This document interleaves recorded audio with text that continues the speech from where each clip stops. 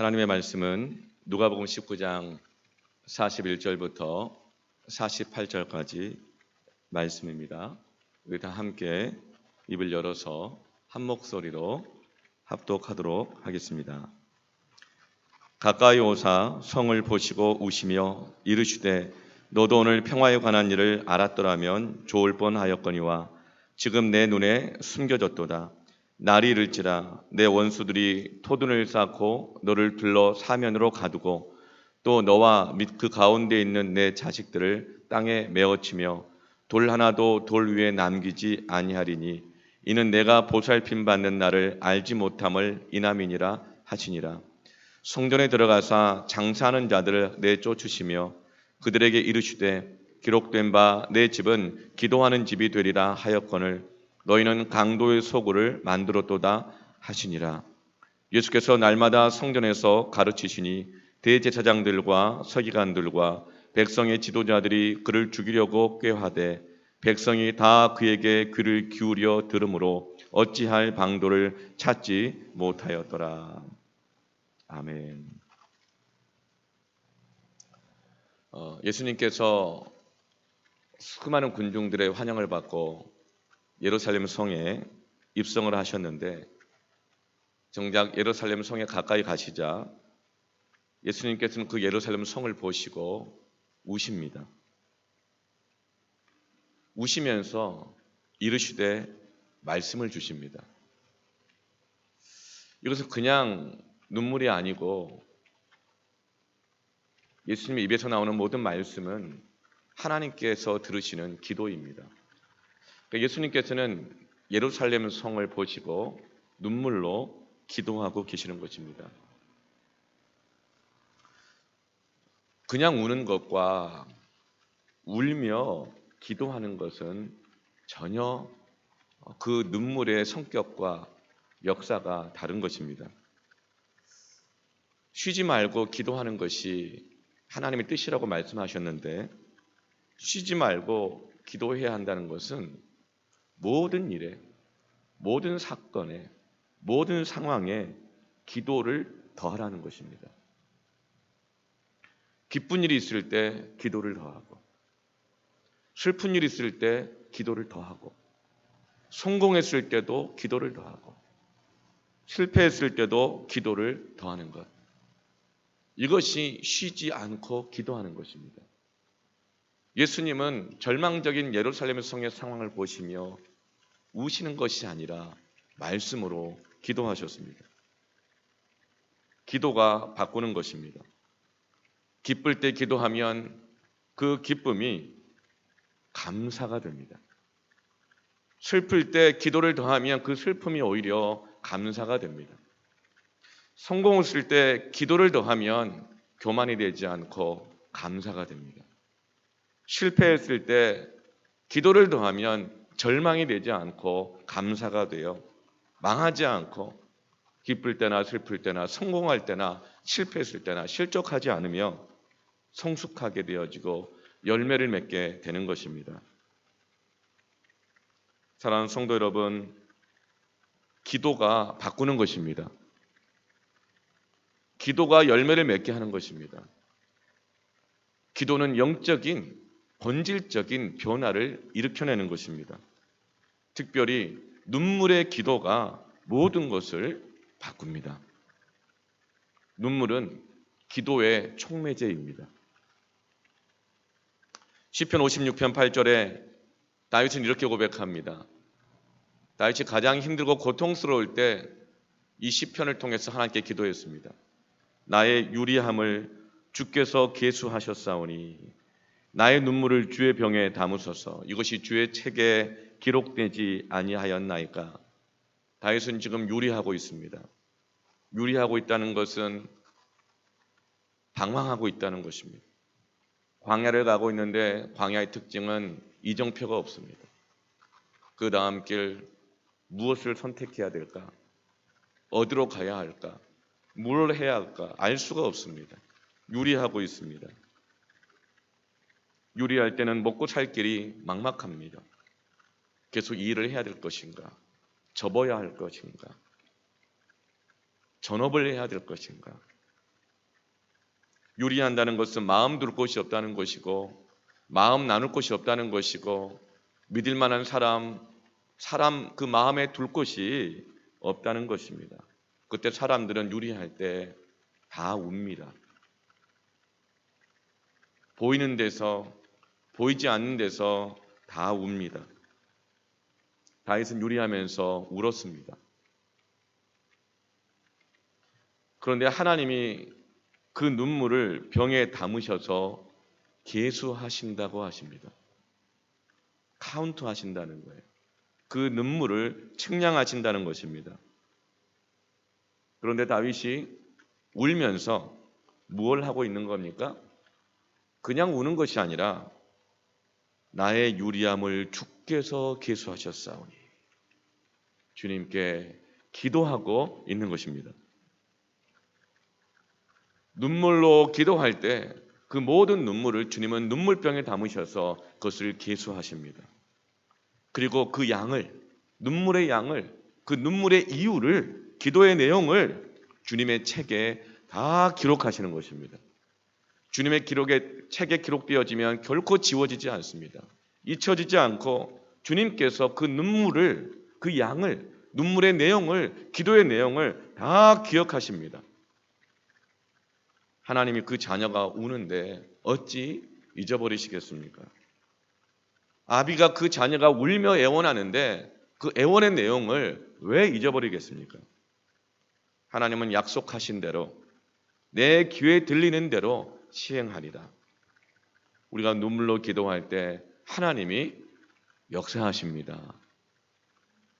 우리의 눈물의 기도를 다 기록해 놓고 계수하시고 그 약속을 지켜주시는 것입니다. 그러니 슬픈 일, 고통스러운 일, 유리하고 있을 때, 마음 둘 곳 없을 때 울지만 말고, 울기만 하면 하나님이 안타까워하십니다. 자식이 울기만 하고 왜 우느냐고 물어보는데도 그냥 울기만 하면 나 망했다고, 나 상처받았다고 울기만 하면 부모는 속상한 것입니다. 하나님을 안타깝게 그만하고 울지만 말고 눈물로 기도하시기를 바랍니다. 하나님이 기억하게 하시고 하나님이 응답하게 하십시오. 사무엘상 1장 10절에서 11절 말씀에 한나가 마음이 괴로워서 여호와께 기도하고 통곡하며 소원하여 이르되 만군의 여호와여 만일 주의 여종의 고통을 돌보시고 나를 기억하사 주의 여종을 잊지 아니하시고. 한나가 마음이 괴로워서 울었습니다. 그런데 그냥 울었으면 힘만 빠집니다. 그냥 우는데 아무도 들어주지 않고 돌봐주지 않으면 우울증 걸립니다. 한나는 울었습니다. 고통스러웠습니다. 그러나 자기 남편도 돌아보아 주지 않았습니다. 힘들다고 우는데도 한나에게 상처 주는 분인나는 들은 채 많지 하고 계속 괴롭혔습니다. 그냥 울기만 하면 우울증 걸립니다. 힘이 빠집니다. 낙심합니다. 그런데 지금 한나는 기도하면서 울고 있습니다. 하나님 앞에서 울며 기도하고 있습니다. 여종의 고통을 돌보시고 기억하사 주의 여종을 잊지 아니하시고. 하나님은 눈물의 기도를 결코 잊지 아니하십니다. 시편 126편 6절에 울며 씨를 뿌리러 나가는 자는 반드시 기쁨으로 그 곡식단을 가지고 돌아오리로다. 사랑하는 성도 여러분, 많이들 힘들어합니다. 지금 다들 유리하고 있습니다. 내일이 어떻게 될지, 앞으로 우리 가정이 어떻게 될지, 지금 고3이 된 우리 자녀들의 수능 날짜가 어떻게 될지, 앞으로 언제 예배를 교회 와서 드릴 수 있을지, 이전과 같이 함께 얼굴과 얼굴을 대면하고 모임하고 같이 기도하고 서로 격려하고 교제하고 그날이 언제 올 수 있을지 다들 유리하면서 지쳐하고 있습니다. 사랑하는 성도 여러분, 그냥 울지 말고 기도하며 우시기를 바랍니다. 슬플 때 기도하십시오. 하나님이 계수하십니다. 지금 다 어려운데 나는 괜찮네. 기뻐하지만 마시고 기뻐하며 기도하십시오. 그러면 하나님은 절대로 그 기도를 잊지 않으시고 약속하시는 대로 응답하실 것입니다. 그런데 상황은 너무 힘든데 실제로는 지금 유리하고 있는데 울지 않는 경우가 있습니다. 예배를 드리고 기도하면서도 지금 보통 상황이 아닌데 눈물의 기도가 없는 이유가 있습니다. 맨날 울면서 기도할 수는 없죠. 그러나 지금 눈물을 흘리지 않으면 안 되는 상황인데 그냥 여전히 습관적인 기도, 감동 없는 기도, 상황을 모르는 기도, 눈물이 없는 기도가 왜일까요? 그것은 예수님이 보시는 것을 보지 못하고 있기 때문입니다. 현재 상황이 어떤 상황인지, 자신이 처한 영적 상황, 자신이 처한 미래의 운명이 어떤 상황인지를 예수님은 보시는데 나는 못 보고 있는 거예요. 그래서 예루살렘 성전에서 유월절을 지키고 있고 기도하고 있고 예배하고 있으면서도 눈물이 전혀 없는 것입니다.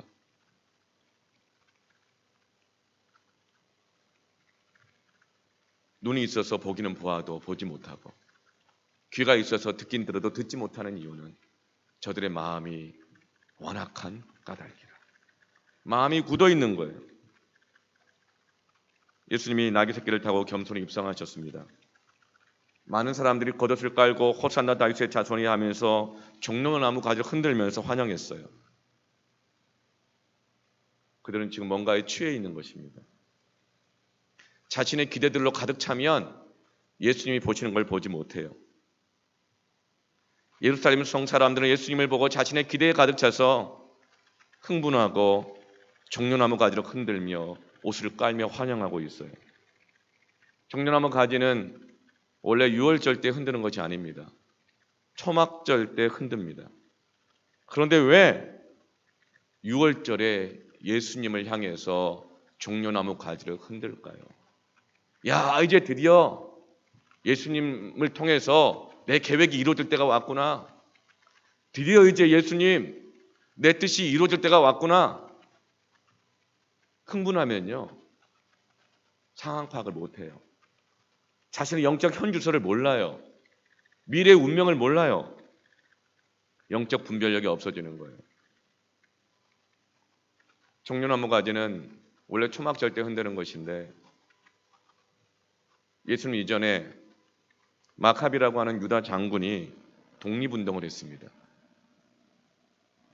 독립운동을 일으켜서 로마와 싸워 이겼어요.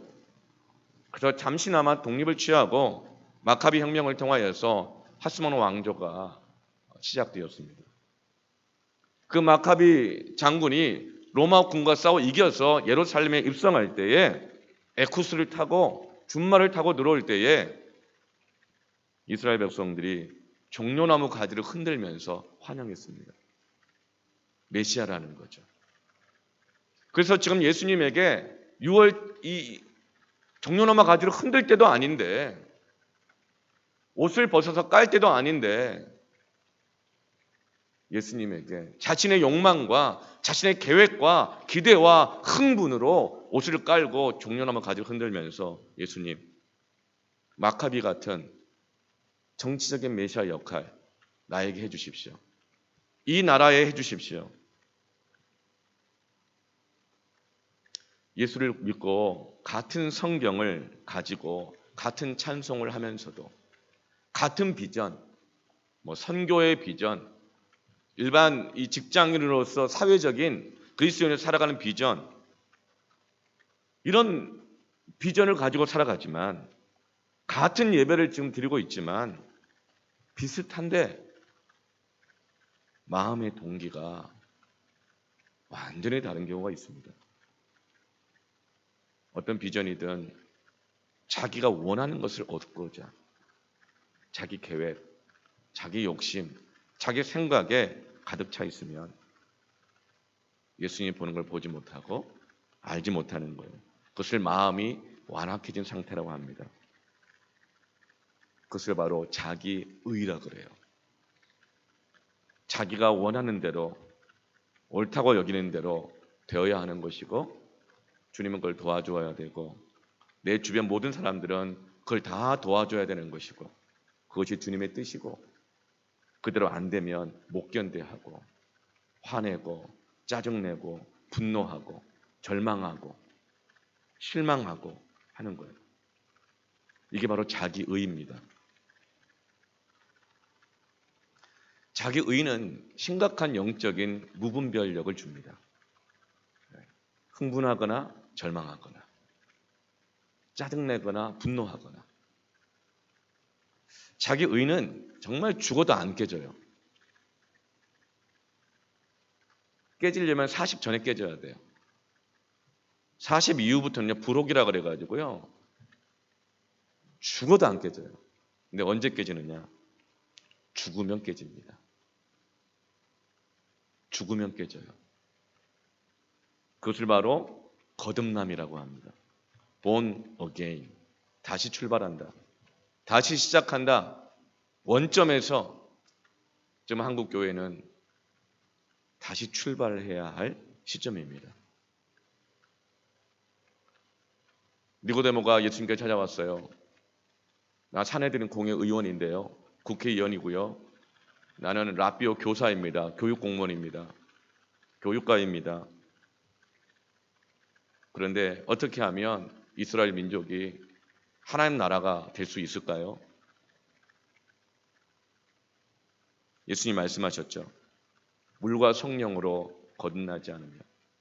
물은 곧 생수와 같은 우슬초와 같은 하나님의 말씀을 뜻합니다. 말씀으로 성령으로 거듭나지 않으면 너의 그 자아가 교육가로서 사내들인 공회 의원으로서 뭔가를 이루어 보려고 했던 너의 그 자아가 너의 나라가 깨어지지 않으면 하나님 나라를 볼 수 없다. 그 나라에 들어갈 수가 없다.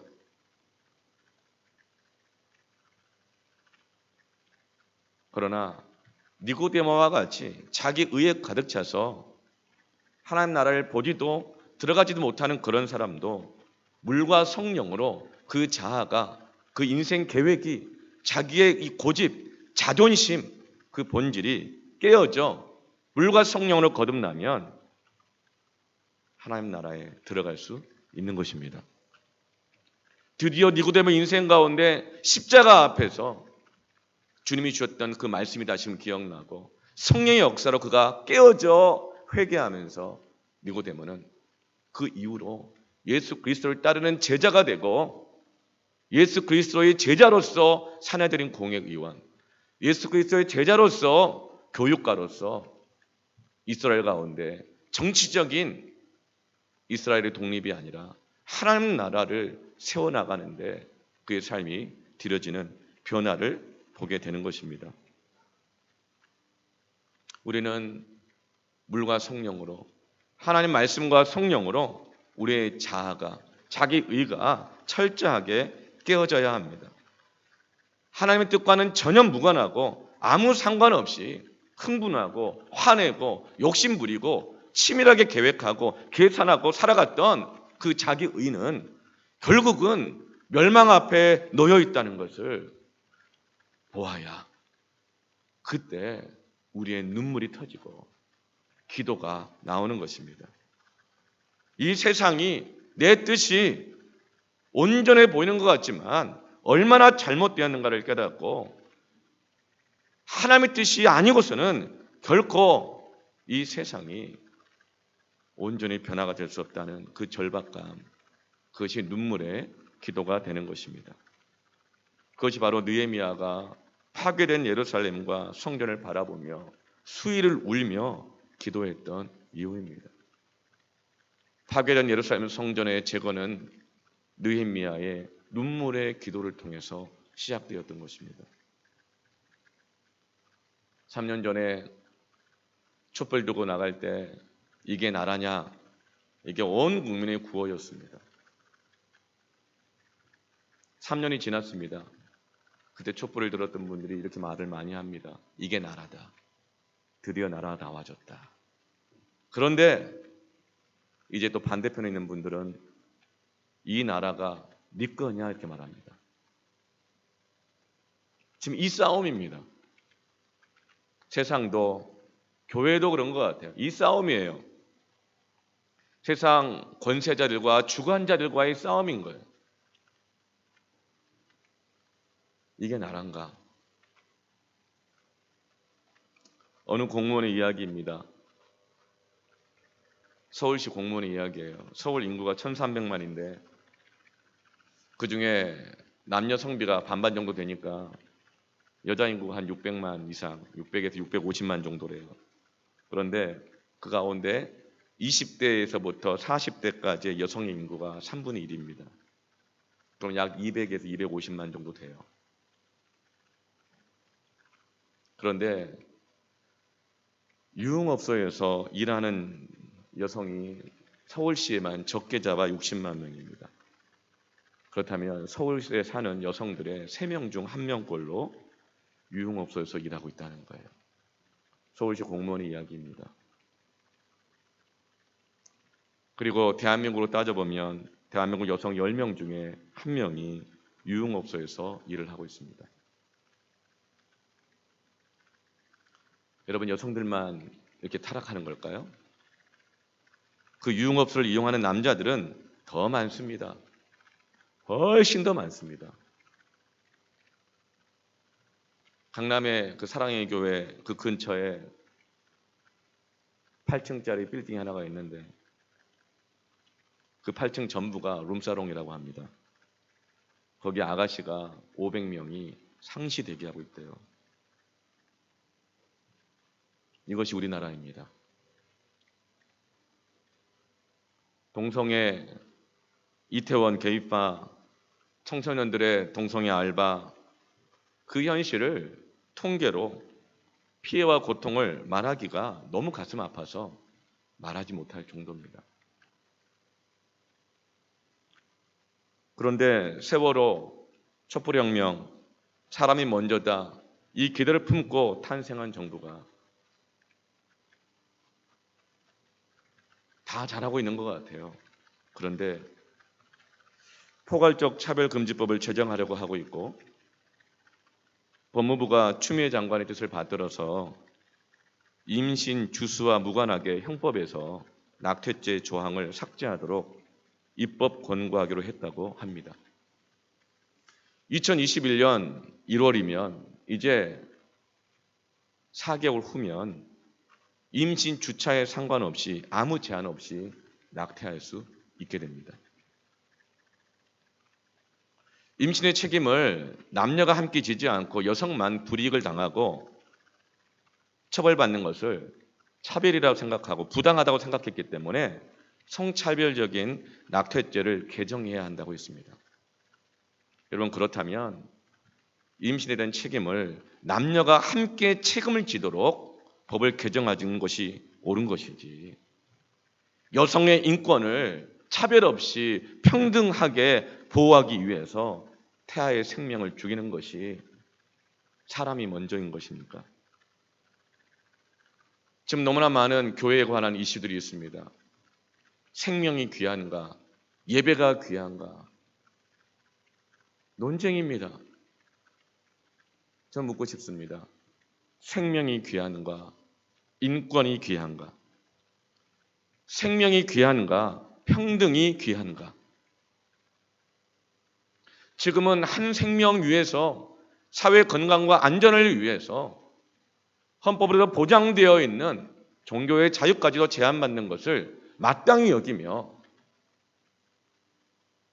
그렇게 생명을 보호하고 있는데 생명이 귀한가요? 평등이 귀한가요? 시편 139편 13절 말씀에 주께서 내 내장을 지으시며 나의 모태에서 나를 만드셨나이다. 생명은 태아는 주차에 상관없이 하나님의 권한입니다. 주께서 그 누구도 건드리지 못하도록 주님이 직접 생명을 만드시고 그 소유권을 주장하고 계시는데, 사람이 자신의 좀 더 나은 인권, 좀 더 나은 자유, 좀 더 나은 평등을 위해서 주님이 그 소유권을 갖고 계신 그 생명을 마음대로 제거할 수 있다는 것은, 죄책감마저도 느끼지 않도록 형법에서 삭제한다고 하는 것은 결코 여러분 이것은 인권도 아니고 평등도 아닌 것입니다. 사랑하는 성도 여러분, 하나님의 말씀으로 법을 바라봐야 합니다. 하나님의 말씀으로 세상을 바라봐야 하고, 하나님의 말씀으로 이 사회를 바라봐야 하고, 하나님의 말씀으로 이 정치를 바라봐야 되고, 하나님의 말씀으로 예배를 바라봐야 되고, 교회를 바라봐야 되지. 우리가 무엇으로 보고 있는 걸까요? 하나님 말씀으로 보지 못하면 주님이 보시는 걸 보지 못합니다. 이 나라를 보지 못합니다. 이 나라가 처한 상황, 교회가 처한 상황, 내 영혼의 상황, 내 가정의 상황, 하나님 말씀으로 보지 못하면 정치적인 신념으로, 자기 의로, 세상의 정의로 바라보면 이 나라와 이 사회의 미래 운명을 보지 못합니다. 그저 흥분합니다. 싸웁니다. 주장할 뿐입니다. 2017년 대한산부인과의사회의 발표, 3년 전입니다. 하루에 3,000에서 3,500건 이상의 낙태가 이루어지고 있습니다.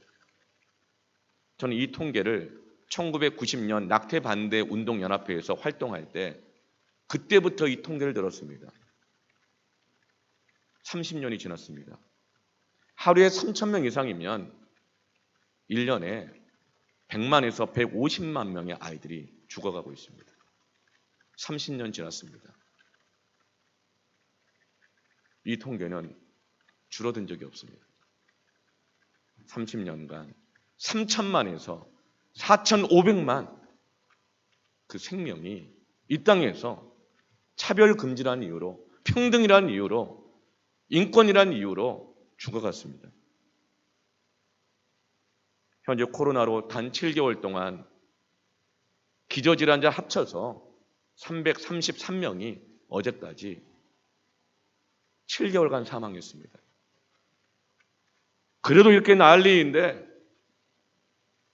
이 대한민국이 지금 하루에 3,000명 이상의 아이들이 죽어가고 있습니다.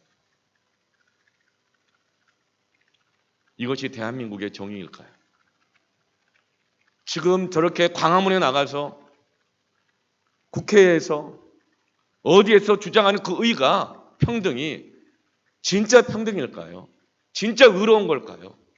하나님의 말씀으로 보아야 보여지는 것입니다. 하나님의 말씀으로 인간의 의가, 교만이 깨어져야 합니다. 하나님의 말씀으로 보면 어떻게 울지 않을 수 있습니까? 어떻게 맨정신으로 습관적으로 기도가 되고 예배가 될 수 있겠습니까? 법무부, 보건복지부, 대한의사협회, 맘카페 안에 있는 그리스도인들이, 교회가 내 마음을 낮추고 엎드려 겸비하여 울며 기도해야 할 때인 줄로 믿습니다. 울며 기도할 때 하나님은 반드시 기억하시고 역사하십니다.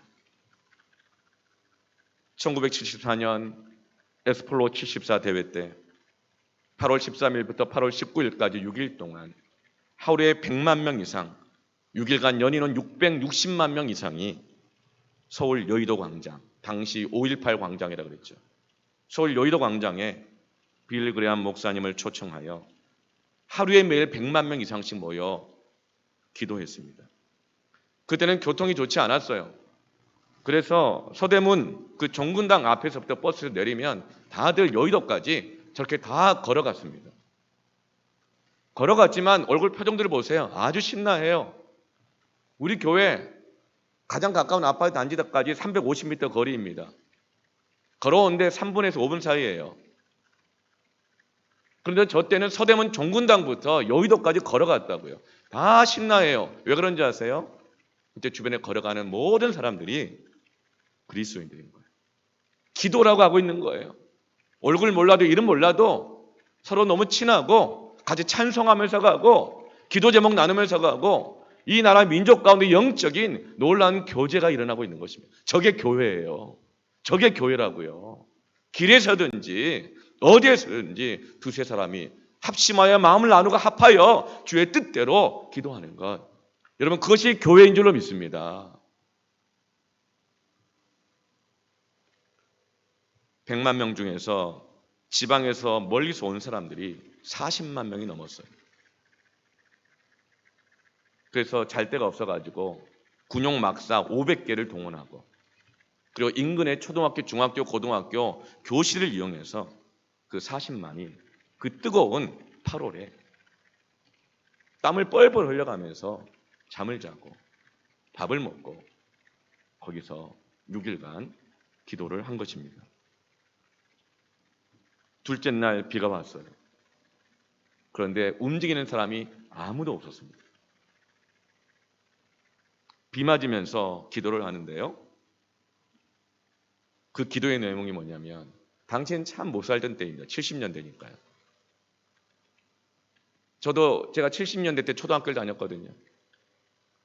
기억이 뭐냐면 혼식을 해야 됐어요.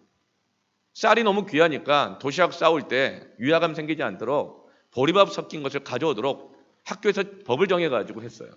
그래서 혼식을 안 해오면 막 벌서고 그랬어요. 청소하고 남고 손 들고 있고 그만큼 먹고 살기가 힘든 때였습니다. 그런데 그때 기도 제목 뭔지 아세요? 천만 구령운동. 이 민족에 예수 그리스도의 피 묻은 복음의 계절이 오게 해달라고. 이 민족에 1000만 명이 예수 믿게 해달라고. 그러나 그 기도가 세계 선교의 기도까지 갔습니다. 그때 못 살던 그때 대한민국이 선교하는 나라가 되게 해달라고. 복음을 수출하는 나라가 되게 해달라고. 세상에서는 물건을 수출하지만 우리는 복음을 수출하고 선교사를 수출하는 나라가 되게 해달라고 세계 선교를 위해서 영혼 구원을 위해서 기도했던 것입니다. 그때는 여행이 쉽지가 않아요. 제가 초등학교 때 한 반에 73명이 있었습니다. 73명. 그중에 제주도 갔다 온 아이가 한 명이 있을까 말까 했어요. 전교에서 5,000명 이상 되는 초등학교 학생이었는데 제주도 비행기 타고 갔다 온 아이가 한 손으로 꼽을 정도였습니다. 그런데 그때 선교사를 보내는 나라가 되게 해달라고 그 가난한 사람들이 기도했어요. 왜요? 말씀으로, 성령으로 그들의 자아가, 그들의 계획이 깨어지면서 하나님의 말씀이 들어오자 그들이 비가 오는데도 움직이지 않고 눈물로 기도하며 주님 하나님 나라가 오게 하옵소서. 죽어간 영혼들을 살리게 하여 주시고 땅끝까지 복음을 전하는 선교하는 나라가 되게 하여 주시옵소서. 당시 너무나 가난해가지고 위안관리법 때문에 200불 이상 가지고 해외 나갈 수가 없었습니다. 200불이면 20만 원 돈입니다.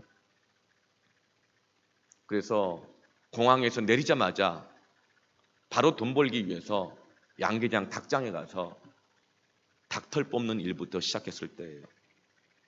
그런 시절이었어요. 셋째 날 8월 15일에는 박정희 대통령의 이 부인인 유경수 여사가 문세광의 총에 맞아서 8월 15일 광복 기념일 날 시해를 당했던 날입니다. 이 기도회의 한 중간에 더 눈물로 이 나라를 위해서 기도했던 것입니다. 그런데 그때 그 눈물의 기도가 다 이루어졌어요. 지금 우리나라가 세계에서 선교사 보내는 나라로 미국 다음으로 2위입니다. 경제로서는 세계에서 10번째일지 모르지만 복음으로서는 세계에서 2위예요. 그런데 우리나라 선교사들 언어가 잘 안 되잖아요. 그래서 한국어가 외국에서 주요 언어가 되게 해달라고 기도했던 사람들이 그렇게 많대요. 왜냐하면 한국 사람들이 못 배웠으니까. 영어를 잘 못하니까. 그런데 그 당시는 말도 안 되는 것 같은 기도 제목이 지금 어떻게 되어졌어요? 한류가 불더니 오히려 한국어를 그들이 배워요. 세계 어느 나라를 다 가도 한국말을 지금은 다 한대요. 유럽도 알고 동남아도 알고. 지금 동남아 국가들은 나라들마다 매년 20만에서 30만씩 한국어 능력 평가 시험을 받아요. 나라마다 한글 학교가 있습니다. 사랑하는 성도 여러분, 기가 막힌 일을 당하고 가난하고 자유가 제한되고 불편하고 어려울 때, 유리할 때 한탄하고 왜 이런 문제가 생겼는가 문제 제기하고 옳은 소리, 의로운 소리로는 해결 안 됩니다. 눈물의 기도가 있어야 합니다. 교회는 만민이 기도하는 집이라 일컬음을 받아야 된다고 주님이 말씀하셨습니다. 예수님은 그렇게 눈물로 기도하시고 예루살렘 성전으로 들어가십니다. 그런데 그것은 상황이 더 심각합니다. 얼마나 심각했는지 예수님이 예루살렘 성을 보고 분노하실 정도입니다. 어떤 상황이냐? 한마디로 말하면 교회가 장사하는 곳이냐 기도하는 곳이냐예요. 장사냐 기도냐, 돈이냐 기도냐, 기도하는 너희들, 예배하는 너희들 결국 돈이냐 아니면 정말 기도냐, 결국 장사하는 것이냐 아니면 기도냐. 성전에 오셔서 장사하는 사람들을 바라보면서 우시던 예수님이 분노하시면서 채찍을 휘두르시고 다 내어 쫓으셨습니다. 46절 말씀에 그들에게 이르시되 기록된 바 내 집은 기도하는 집이 되리라 하였거늘 너희는 강도의 소굴을 만들었도다 하시니라. 기록된 바. 예수님은 이사야 52장 7절의 말씀을 인용하시면서 성전을 정화하고 계시는 것입니다. 성전을 개혁하고 계시는 것이에요. 그런데 지금 이들이 장사를 하고 있는데 왜 강도 짓을 했다고 말하고 있습니까? 그것도 나쁜 장사가 아니잖아요. 마약을 팔거나 뭐 그런 게 아니잖아요. 술을 팔거나 그런 것도 아니잖아요. 그런데 왜 강도의 구렬로 만들었다고 하실까요? 레위기 말씀을 보면 하나님께 제물을 드릴 때는 흠없는 제물을 드려야 합니다. 그래서 멀리서부터 6월절에 하나님 앞에 예배하기 위해서 소나 양을 끌고 오는데 워낙 먼 데서 오다 보니까 소나 양에게 이 흠이 생기는 경우가 있어요. 좀 상하는 경우가 있어요. 그러다 보니 돈만 들고 오면 굳이 어렵고 불편하게 소나 양을 직접 데리고 올 필요가 있겠는가? 돈만 가지고 오면 예루살렘 성전 그 앞에서 소나 양을 제물을 직접 사서 드리면 흠없는 제물을 드릴 수 있고 얼마나 편리하고 좋겠는가. 오히려 더 예배를 잘 드리려고 편리한 방식을 취했던 것입니다.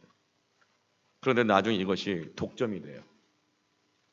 제사장 집안이 그 제물을 파는 것을 다 장악해서 자기 식구들끼리 다 해먹는 거예요. 돈도 와서 일반 돈으로는 안 되고, 왜냐하면 로마 황제 얼굴이 써 있다고. 성전에 드리는 헌금은 세겔이란 헌금으로 일반 화폐를 성전 화폐로 바꾸어야 했습니다. 그리고 제물을 드릴 때도 사서 제물을 드리잖아요. 그 제물이 흠이 있는지 없는지 판단을 누가 해요? 제사장이 판단하는 거예요. 그런데 제물을 갖고 왔어요. 소와 양을 보는데 흠은 없는데 자기 장모가 하는 가게에서 사온 제물이 아닌 거야. 그러니까 흠이 없는데도 제사장이 퇴짜를 넣는 거예요. 그런데 그 옆에서 누가 한마디 얘기해 주는 거예요. 저기 제사장 장모 가게 가서 사. 완벽한 구조학이 성전 안에 들어와 있었던 거예요. 예수님이 바로 이것을 뒤집어 엎으신 것입니다.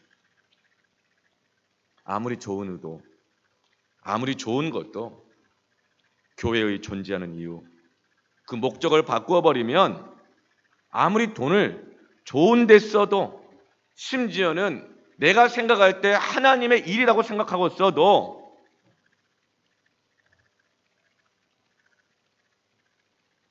교회의 존재의 목적을 바꾸어 버리는 것이면 그것은 하나님의 것을 강도질하는 것이죠.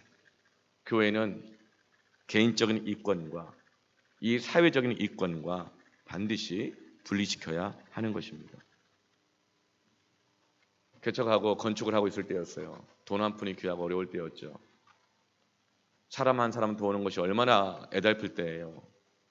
근데 우리 1층에 시온의 뜰 지금 있기 전에 맑은색 카페가 있습니다. 우리 교회가 위치와 경관이 참 좋잖아요. 교회 건물도 막 교회 같지 않고 카페인지 갤러리인지 뭐 이렇게 보인다 그러더라고요. 그때 건축을 특히 전기 공사하셨던 분이 곧 이 퇴직을 앞두고 있는데 저한테 개인적으로 와서 이렇게 얘기하시더라고요. 목사님, 이 맑은색 카페하고 시온의 뜰 그 부분을 저에게 임대해 주십시오. 카페를 하겠습니다. 여기다 카페를 하면 카페가 잘 될 것 같아요. 그렇게 허락을 해주시면 제가 매월 월세도 내고 뿐만 아니라 1층에 있는 모든 인테리어를 제가 다 하겠습니다. 대신 월요일부터 토요일까지는 카페하고 주일은 또 예배드리고 교회를 사용하십시오. 그러면서 여러 가지 이권을 제안했어요. 어떻게 될까요? 고민되더라고요. 인테리어 비용만 거의 5천만 원 이상이라고 했거든요. 얼마나 좋아요. 월세도 받고. 그러나 여러분, 교회는 이권과 분리되어야 합니다. 그때 왜 그것을 거절했느냐면 당시에는 우리 지하 1층 본당이 공사 중이었기 때문에 예배할 수 없었고 기도할 수도 없었어요. 그래서 그 맑음생 카페가 예배 장소였고 매일 있는 새벽 기도 장소였습니다. 그 새벽 기도와 그 카페로부터 오는 이권을, 월세를 바꿀 수 없는 것이죠. 지금 예수님께서는 오늘 성전 정화 사건을 통해서 두 가지를 대비시키십니다. 우리에게 묻습니다. 장사냐 기도냐, 돈이냐 기도냐. 여러분, 장사의 핵심은 거래입니다.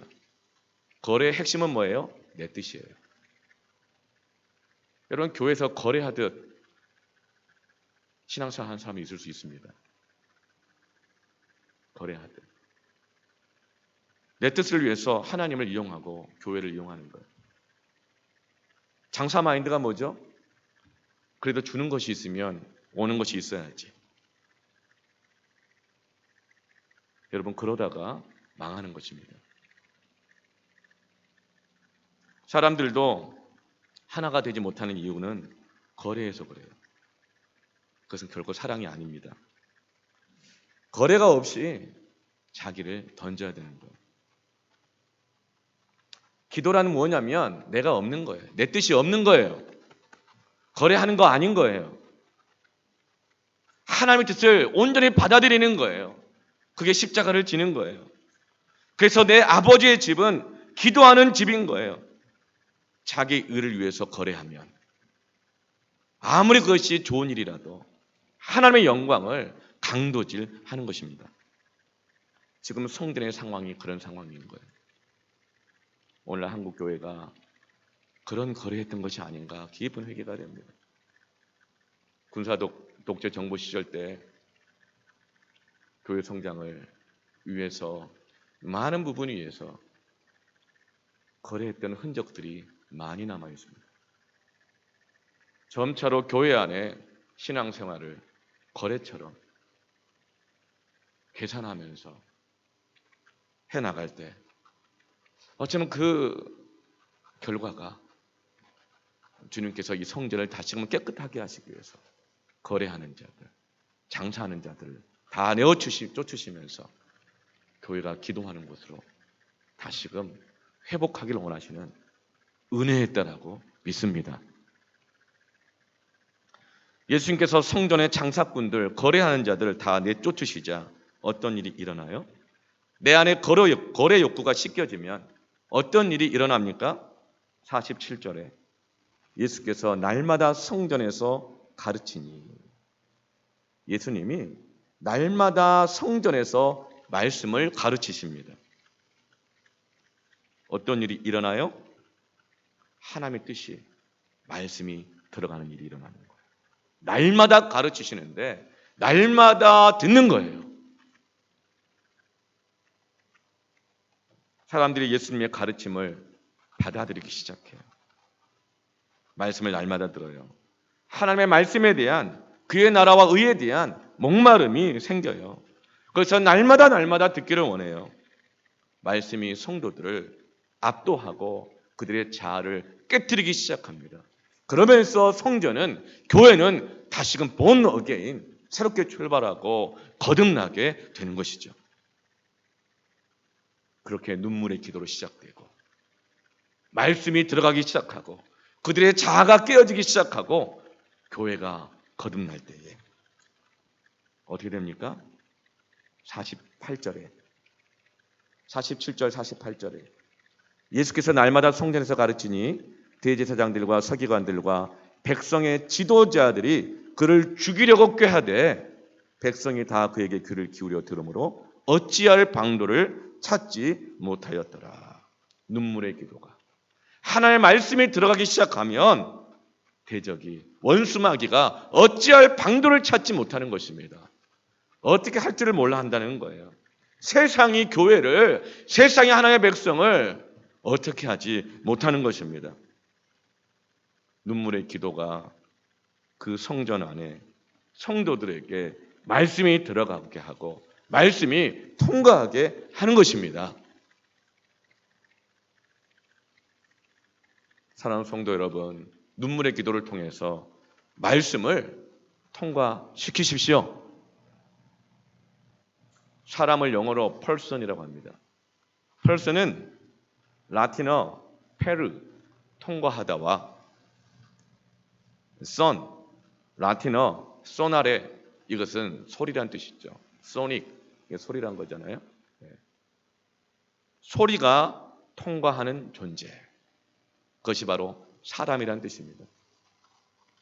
인간은 말씀으로 만들어졌고 생기가 들어가게 되었고 인간은 말씀으로 만들어진 존재예요. 인간은 하나님의 말씀을 들어야 될 존재예요. 인간은 듣는 대로 되는 존재인 것입니다. 요한복음 15장 7절에 너희가 내 안에 거하고 내 말이 너희 안에 거하면 무엇이든지 원한 대로 구하라, 그리하면 이루리라. 예수님이 그 성전 안에, 타락한 성전 안에 있는 성도들에게 말씀을 통과시키자, 말씀을 가르치고 그들이 말씀을 받아들이자 하나님의 뜻으로 가득한 하나님의 사람으로 그들이 변화되는 것입니다. 말씀이 통과되어 전해지면 하나님의 나라가 이루어지는 줄로 믿습니다. 아모스 9장 11절 말씀에 이스라엘이 양식이 없어 주림이 아니고 물이 없어 가람이 아니고 여호와의 말씀을 듣지 못한 기갈이라. 교회가 말씀을 통과시켜야 됩니다. 말씀 통과를 가로막고 있는 모든 이권들, 자기 의들, 세상적인 평등, 신념, 주의, 주장, 장사, 거래의 욕심들, 이 모든 것들을 제거하고 말씀이 통과되어야 합니다. 예수님이 부활하신 후에 40일간 하나님 나라의 복음을 가르치신 후에 사도행전 1장 8절에 오직 성령이 너에게 임하시면 너희가 권능을 받고 예루살렘과 온 유대와 사마리아와 땅끝까지 이르러 내 증인이 되리라 하시니라. 하나님의 나라가 어떻게 이루어진다고요? 하나님의 나라가 어떻게 임한다고요? 땅끝까지 내 말씀을 통과시킬 때에, 증언할 때에 하나님의 나라가 이루어지는 것입니다. 말씀과 성령으로 변화되는 것입니다. MBC에서 수년 전에 했던 말의 특징이라는, 말의 힘이라는 이 프로그램이 하나 있었어요. 밥을 지어서 2병에 담았습니다. 그리고 한 달간 방송국 직원들한테 한쪽 병에는 좋은 말, 고맙습니다, 사랑합니다, 감사합니다. 한쪽 병에는 짜증나, 싫어, 귀찮아, 왜 나한테 이렇게 뭐 더해줘, 뭐 이런 그 안 좋은 말을 각각 하게 했어요. 한 달이 지났는데 믿기 힘들 정도로 다른 차이가 났습니다. 좋은 말을 해줬던 그 밥에는 하얗고 뽀얀 이 곰팡이가 꼈어요. 이것을 누룩이라 그럽니다. 밥을 더 건강하게 하고 누룩이라 그래요. 근데 한쪽에는 안 좋은 말을 계속 들려줬던 그 밥에는 어둡고 더러운 곰팡이가 껴버리고 그 밥 전체를 발효시키는 것이 아니라 썩어버리게 한 것입니다. 어떤 말이 통과했느냐에 따라서 이 세상 물질도 바뀝니다. 왜요? 말씀으로 천지를 창조하셨기 때문에. 만약 이것이 밥이 아니라 사람이라면, 만약 밥이 아니라 가족이라면, 만약 밥이 아니라 교회라면, 밥이 아니라 이 사회라면 어떻게 될까요? 모든 것은 하나님의 말씀으로 창조하셨습니다. 이 세상은 말씀으로 붙들어지고 말씀으로 운영됩니다. 말씀이 DNA입니다. 그래서 생명의 말씀이라고 하는 것입니다. 나의 영원하신 기업, 생명보다 귀하다. 하나님의 기업이, 말씀으로 이루어지는 이 기업이 생명을 좌우하는 것입니다. 예배 가운데 선포되어지는 이 말씀이 우리의 생명을, 이 사회를, 가정을 좌우하는 것입니다. 인간은 하나님의 형상이기에 어떤 말을 듣느냐, 내 귀에, 내 생각에 어떤 소리를 통과시키느냐에 따라서 달라지는 것입니다.